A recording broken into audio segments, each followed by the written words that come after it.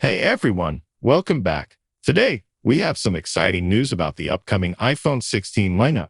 If you're as excited about tech as I am, don't forget to like, subscribe, and hit that bell icon for more updates. So, it looks like Apple is shaking things up this year. According to a fresh leak reported by Mac Rumors, all four iPhone 16 models are expected to feature the same chip, the powerful new A18.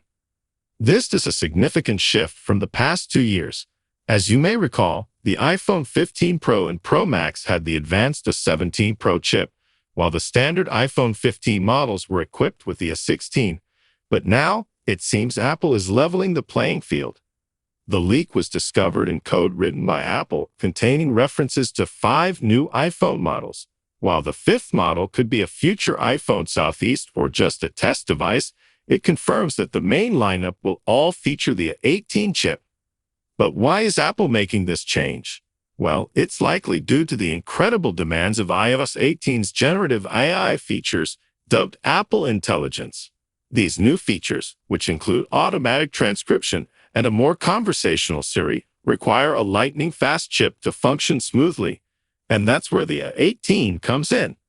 To handle all this AI magic, from transcription to enhanced Siri interactions, Apple needs a robust processor. By equipping all iPhone 16 models with the A18, Apple ensures that every user can experience the full power of iOS 18's AI capabilities.